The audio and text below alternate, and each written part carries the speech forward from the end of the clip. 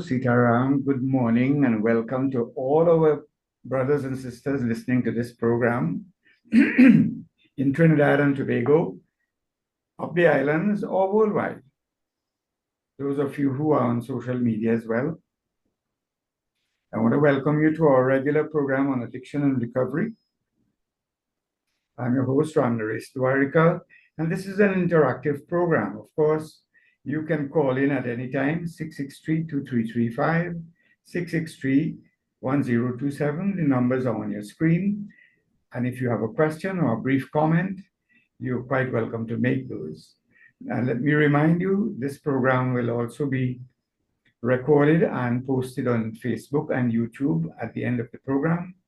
So if you would like to send a link to someone who you believe might benefit from the discussions we have here, you are free to and welcome to do that. In fact, you're encouraged to do that. And this program, again, will be repeated tonight at 10 p.m. on the same radio and TV Jagriti, where, of course, a lot of people who are busy at work this time are able to listen to the program then. And if you have questions, even then, you can call me at 671-3040. That is 671-3040 if you have questions or comments. So again, let me welcome everyone to this morning's program.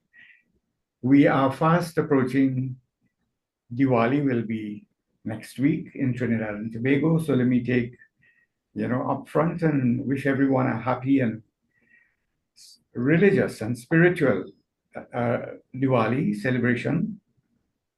Of course, in different parts of the world, it is celebrated in different ways. Sorry for that. I a little bit under the weather this morning. And I know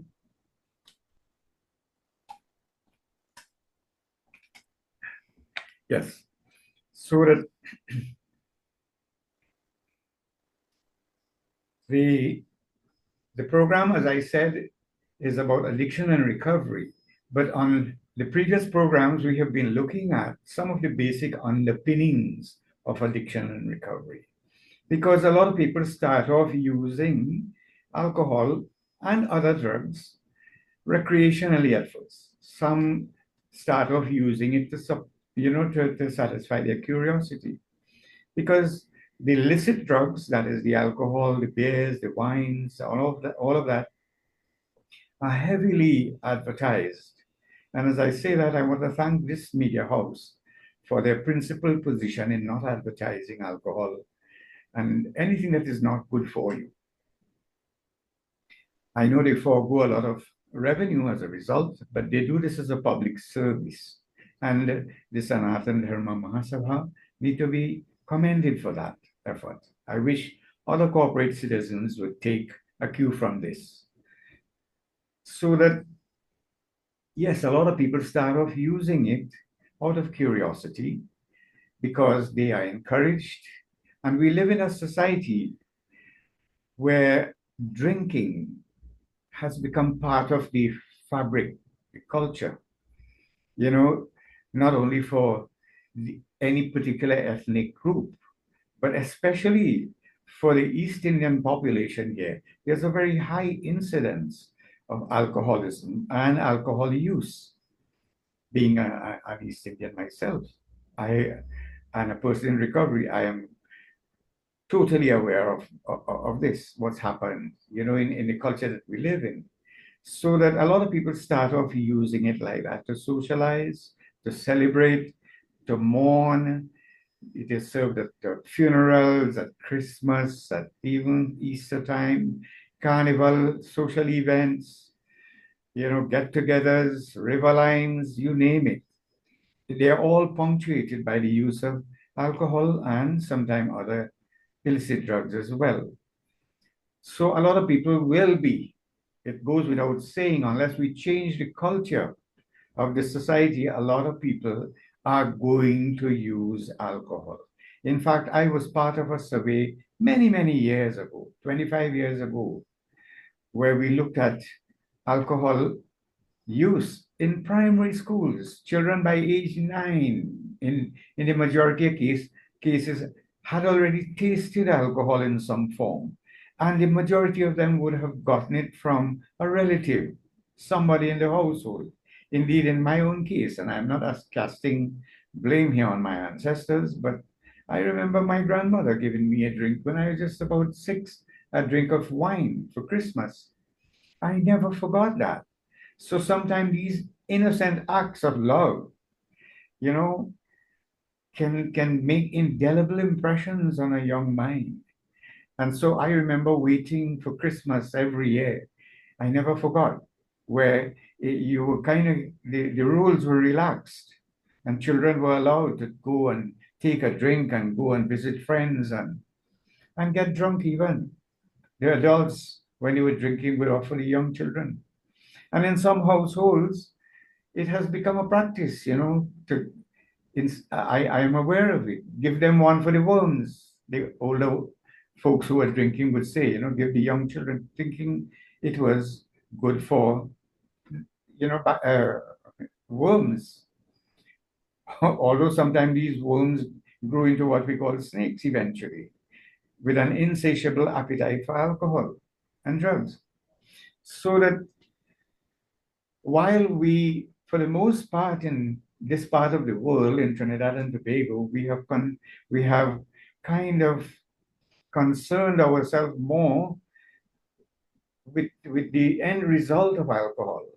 The other end, the curative, the treatment, the rehabilitation, we have spent some amount of resources there, but I don't think sufficient attention is even paid, let alone resources spent on the prevention of alcoholism and drug addiction in this country. We are, for the most part, you know, letting the children free to do what they want and experiment with the drugs. In fact, in a way, sometimes egging them on, as a society by decriminalizing marijuana, for instance, is a good example where we are making it more and more available with less consequences because the society is asking for it. And I'm not blaming politicians alone here because it is a society that identifies and these pressure groups in society are who are able to twist the arm of politicians. And the politicians are there because they want to stay in power. They will go along with what the people want. If the majority say, look, we want to have cocaine legalized tomorrow, the government will have no choice. They can even put it on the ballots, like we see as happening right now in other countries in the United States. They put a lot of issues on the ballots and let the public vote for it. Marijuana was one of those subjects, and I think it's still on in some states. So too is abortion, so too is a whole lot of other social issues. So that we as a society have to take responsibility. We can't keep scapegoating the doctors and the psychiatrists and the politicians and the teachers and the priests and the pundits. It is very fashionable to blame these people for the social ills when we at the household level are not taking the responsibility to set the right example. And how we can do that? We ourselves, if I am drinking, I will not have the moral authority to tell my son or daughter not to take a drink. And that is where it starts. Whether we like it or not, it may not sound good this morning, but that's the truth. If you are drinking, and this thing about do as I say and not as I do, that has never worked. Because in the same breath, we have always been saying to our kids that example is the greatest teacher. Our children look at us. In fact, they try to become carbon copy of us when they were, toddlers and so on, growing up. However, at teenage, the opposite is happening where they are breaking away from us. They do not want to identify with us again. They want to identify with their friends. And that's when they become very rebellious. And it is also a time when a lot of them will be introduced or who would have been introduced to alcohol by the family, as I said earlier on, will now go on to start using it to help them to cope as a sign of rebellion as well. In fact, in this culture, it is seen as a rite of passage, you know, to make the statement that, look, I'm a big man now. I remember growing up in a little village in South Gandhi village. And in those days, young men and up to teenage levels, you would wear short pants. In school, you'd wear short pants. Even at home, you'd wear short pants.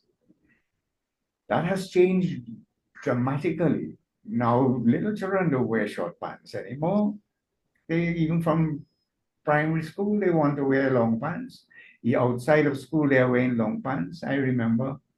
But in those days, to wear long pants was to make a statement in the community that, look, I have become an adult. But so too was taking a drink, because that was that was the area, that was something that only adults were permitted to do. So most teenagers in those days would strive to becoming an adult, and they would make a statement by taking a drink. And in fact, in some instances, I'm sure listeners would identify, would have had this experience going to an Indian wedding where the friends of the bride, the groom, sorry, would say, boy, you're a big man now, take a drink. You could take a drink. And yes, a lot of grooms became ended up being drunk sometimes on the night of the wedding. So it was seen as a rite of passage. So that the fact is, we while we need to have treatment facilities and we need to have programs for recovery and rehabilitation, but the old adage, prevention is better than cure, still holds. And this morning I've decided, let us speak a little bit about prevention. How do we prevent this? And every listener, everyone listening to this program today, I hope, I ask you to reflect for a moment. What can I do? And the fact is, you will immediately realize from, if you're experienced like me, that you really can't change other people. I have been talking on programs like this for the last 33 years. I don't, yes, I've met quite a number of people who said they listened to the program and it has made an impact in their life. I get calls every day, but these are few and far between. The majority of people are still going out there in spite of knowing, because even me, I knew it. Alcohol was not good to drink. It didn't taste well. I also knew cigarettes were not good to smoke, but I did it anyway. And I also have gone back and looked at why. Because everybody else is doing. It's a norm. It's an expectation. It is a part of our cultural fabric. So if we are going to change anything, I realize change has to begin with me. In fact, a very remarkable icon in the world that we know and come to know, Mahatma Gandhi said, become the change you would like to see in the world. And that is one of the reasons I have continued to remain abstinent. And yes, even though I am abstinent, that is no guarantee that my children will not use alcohol, but at least I retain the moral authority, the moral position I would have, that I can speak to them and say, listen, this is not a good thing. And more important, I can relate to my own experiences because I made that mistake. And I don't want to continue to make the mistake or allow people around me to make that mistake. And this is the basic reason that I'm involved in this work and I am doing this program. I have been doing this program because I made the mistake and I have learned from it. And today I have that moral authority. I have heard all kinds of excuses. I, I, I, I have heard people rationalize and say, look, every cardiologist, you know, don't need to have a heart attack to know how to do cardiology. That is true with cardiology. But for people who we know that is just a rationalization. The fact is, people who have had experience, again, experience is the greatest teacher. I have been there, done that. So it helps me to actually empathize with people who are going through that problem right now. So when I sit and speak to my clients, my patients, I know when I ask them to stop drinking, I know how difficult it is for them. I know what they are going through. I know what they are thinking because I was there. Because to ask a person to give up drinking, in a lot of instances, if you do not understand, you are asking them to give up living. Because by the time a person has become dependent on alcohol, their whole life is interwoven. Their social life, their psychological life, even their spiritual life, every aspect of them is interwoven and affected by their alcohol and drug use. Imagine for a moment the heavy drinker, the chronic alcoholic. He's not going to PTA meetings. He's not going to Ramainya. He's no longer attending church, but he's going to fete matches. He's going to river lines. All his friends are now people who drink because if you're not a drinker or a heavy drinker, he not lie me with you. And then eventually he becomes physically dependent, where not even his social life is out of the question. He's sitting by himself alone now and drinking because if he don't drink, he can't sleep. He can't eat. He don't feel good about himself. He can't deal with all the psychological trauma that he has experienced and he is continuing to create and cause around him. So he becomes totally dependent. He's living to drink and drinking to live. A lot of alcoholics reach to that point where they drinking to live and living to drink, and their life is going nowhere at a fast rate. So now one can give up hope, but going back to what I was saying, you have to become the change. If you want to help your children, if you want to help anyone around you, you cannot be drinking and ask another person not to drink. In fact, I have taken a principled position in my life since I've stopped drinking, and it is 41 years and 11 months and a few days now. I have never ever bought a drink for someone else. Because if I get up in the morning and I ask God to help me, God, to stay sober today, I know alcohol is like poison to me. How can I, in all conscience, buy it or give it to another human being? You know, I have made that contract with my higher power, with God. That, look, I will never drink again. And because I know it is poison for me, I am not going to give anyone or encourage anyone else to drink. So that I know by me changing, and every one of you listening will understand this. If you change, the things around you must change. You know, there was a man, a gentleman, who was also is also a person in recovery, has written several books. Wayne Dyer, some of you would remember the name Wayne Dyer. And he said, if we change the way we look at things, the things we look at will change. I know a lot of people have thought about that and totally agree with that statement. And I would ask our listeners to think about it. If we change the way we look at things, the things we look at will change.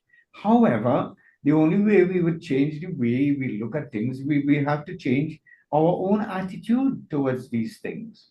Because if I am drinking alcohol, if I'm using drugs, then the way I would see that it is okay. And so it is okay for other people to read because there's another saying again, misery likes company. So a person who is drinking or using drugs is not likely to tell anyone else. In fact, he will encourage other people.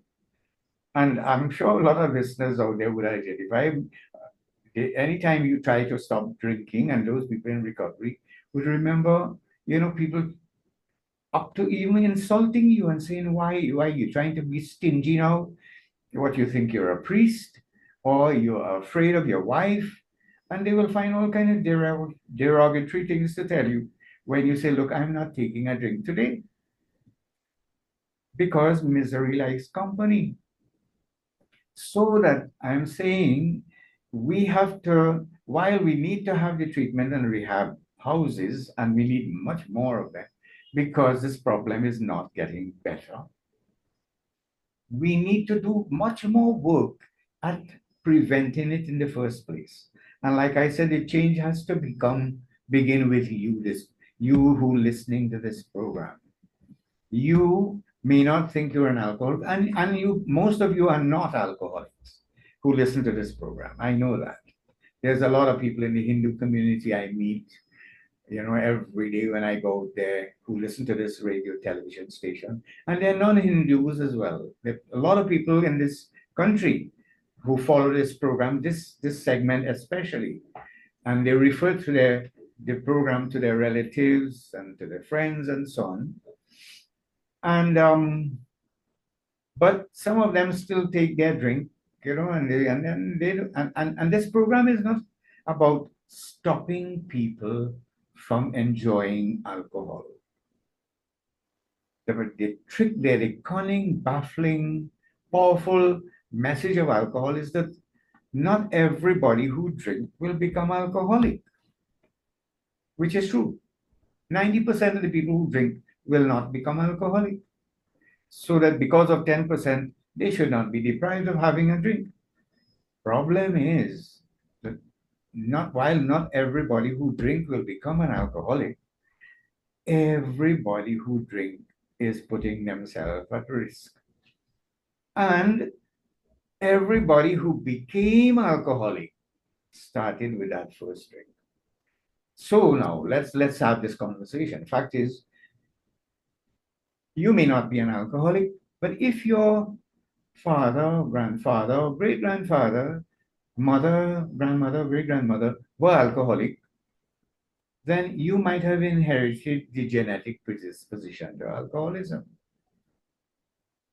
Because we can inherit it from our father or grandfather or great grandfather. And so too, while we may not be alcoholic, but our children can inherit it if our father was an alcoholic or grandfather was an alcoholic. So if there's alcoholism in the genetic lineup in this family, then you or your children or your grandchildren will be at risk. Because for those people who are born with the genetic predisposition to alcoholism, it is very, very quick that they become alcoholics. In fact, some of them, the first day they go and drink, they get drunk. So that it is not your fault. You might have been born with in that genetic line, ancestral line. It is not your fault. But if you know that, the responsible thing to do is that you need to pay attention to your pattern of drinking. You need to understand that you might be at risk, or your children might be at risk to become alcoholic. Like I know, and this is why I speak to my children all the time. So I have a son who takes a few drinks. I watch him carefully, and I speak to him.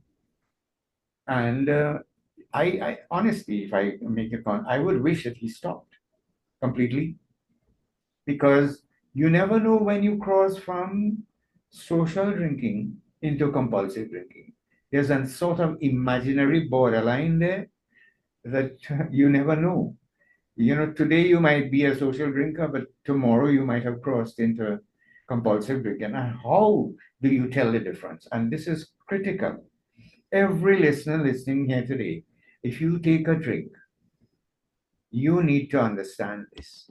The difference between a social drinker and an alcoholic is simply this. A social drinker will take one drink and not get the urge to take an next one. He can take one drink and put on a glass, or two drinks and decide, well, look, I've had enough. But anytime you take one drink and you start having the craving for another drink, then you are very well on that road to alcoholism. However, for one to make that determination, they have to be rigorously honest with themselves because we are so quick to rationalize, boy, the weather hot, and that's why I take another one. I'll have another beer. We could find so many, oh, I don't want to displease my friends, so I take another beer. Or they bought a beer for me, so I want to buy back. We have so many excuses that we can make to justify taking another drink. Okay, so if you still not have, you don't have the ability to decide at that point whether it was the thirst or the encouragement that caused you to take the next one. But if you drank to get drunk, all right, it was Christmas and it was a fete, it was a party, it was my birthday. So I have the right to get a bit inebriated. But it is causing problems in your life now. You're spending money you didn't plan to spend. You get into quarrels you would not normally have gotten into. It caused you to get into an accident or the police stop you and charge you for drunken driving. You fail the breathalyzer test. Once you start having problems, you vomit the next day, you're feeling sick, you can't go to work. All of those are reasons that you need to stop. You need to stop. Because if you had any other situation, if you had shrimp to eat and it break out an allergic reaction on your skin, once you realize the shrimp caused that, you will not eat shrimp again. Once you realize you're eating any food and it causes a problem, adverse reactions, like some people can't drink milk because they get diarrhea. All right, so they stop drinking milk. But you're drinking alcohol and it keep getting you into trouble. Financial, relationship, job, health, legal, all kinds of problems. Then why are you using it? The only reason you're using it is because you've become addicted and dependent. And I want to let you know that, okay, once you realize that, that is what this program is about, educating people, helping you to pay attention, understand the nature of this illness. And if you have become dependent, okay, you didn't start off or set out to be like that. And I want to also let all our listeners know that, in fact, the worse you have gone, the more ready you are to do something about it. And this is why a lot of young people with alcohol problems, and although they are alcoholics, it's more difficult to get through to them because they have not suffered severe consequences, or they have not been allowed by their parents and the people around them to suffer the consequences of their behavior. And as a result, they're still continuing to limp along and manage somehow with the help of others and continue to be sick.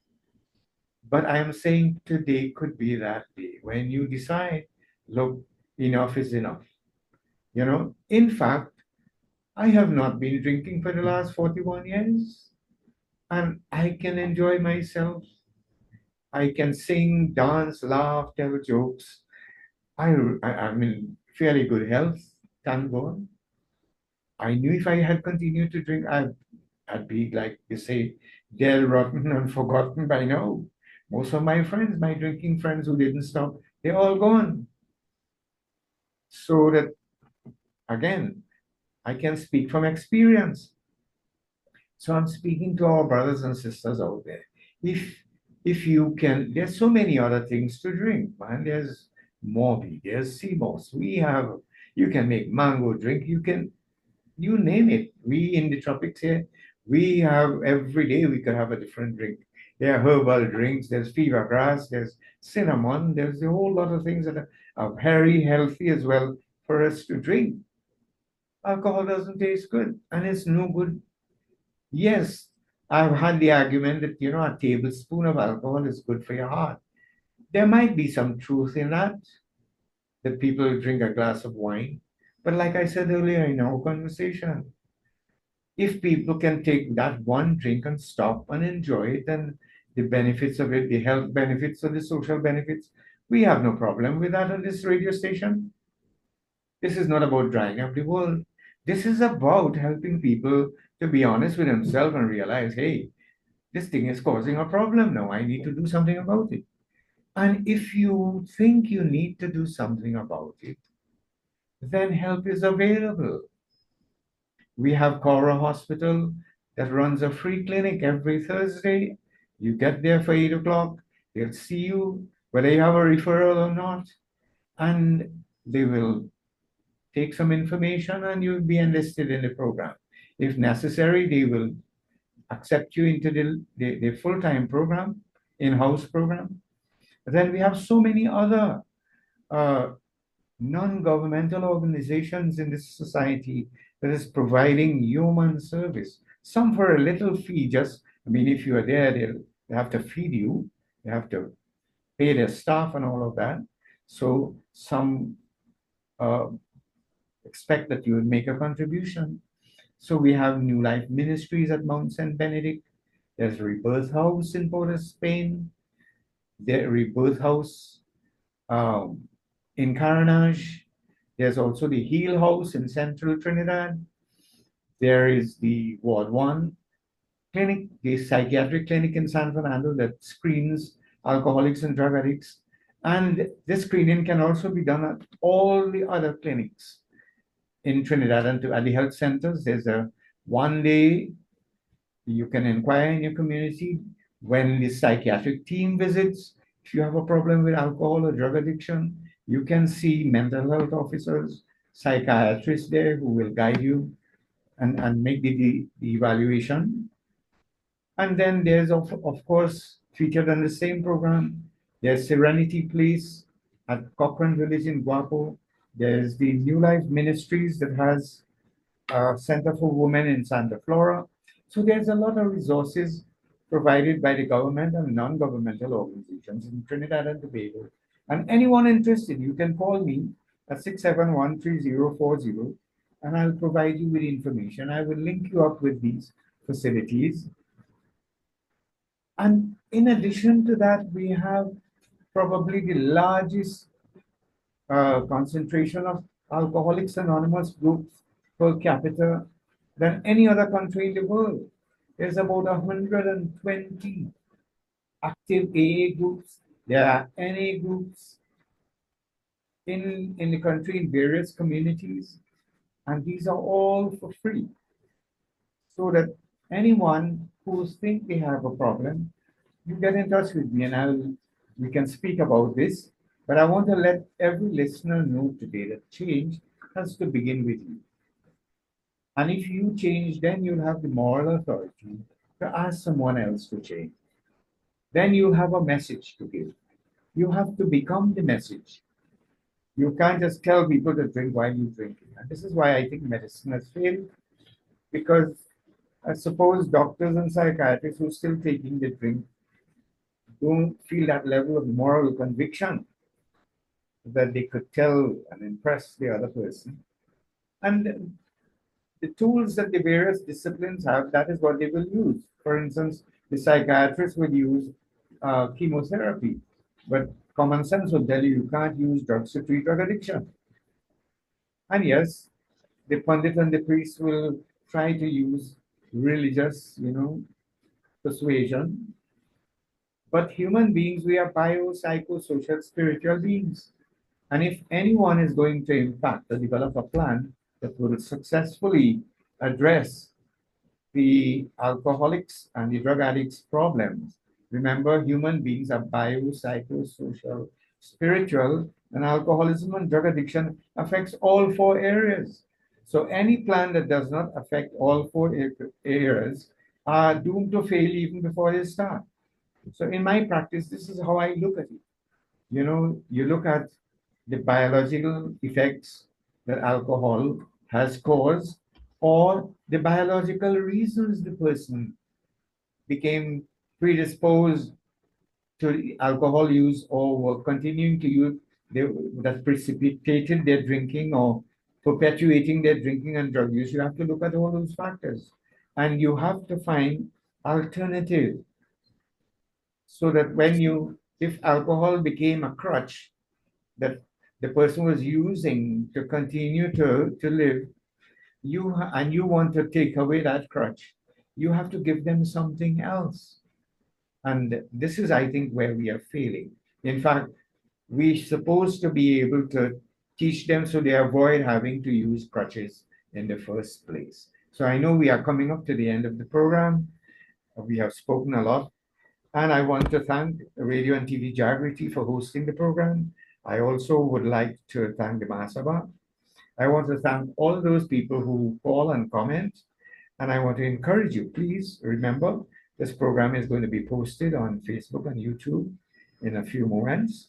And if you have questions, you can call me at 671 3040, 671 3040. And again, maybe next week you'll be informed whether we have a program, it being Diwali. Until such time, every Thursday at 9 o'clock, we have this program, Addiction and Recovery. And again, thank you for listening, and see you again in the future. Thank you very much.